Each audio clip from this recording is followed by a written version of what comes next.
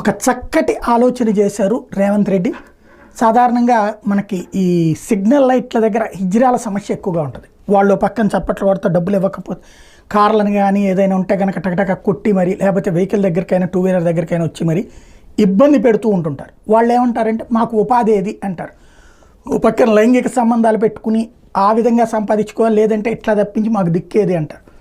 వాళ్ళకిప్పుడు traffic signals దగ్గర duty అయితే ఇలా అడుక్కుని జనాల్ని వేధించడం కాదు, ఆ జనాల్ని రెగ్యులరైజ్ చేసే డ్యూటీ, సిస్టమేటిక్గా తీసుకువెళ్ళేటువంటి డ్యూటీ, దారి తప్పకుండా ట్రాఫిక్ని తీసుకువెళ్ళేటటువంటి పోలీస్ డ్యూటీకి సహకరించే అసిస్టెంట్ల తరహా వాళ్ళకు ఒక మినిమం అమౌంట్ ఇచ్చేటట్టు చేసి, తద్వారా వాళ్ళకి ఎంతవరకు వాళ్ళని చూస్తే భయపడే దశ నుంచి వాళ్ళని ఇప్పుడు ఒక సరైన మార్గంలో పెట్టేటటువంటి ఒక చక్కటి ఆలోచన చేస్తున్నారు. ఈ విషయంలో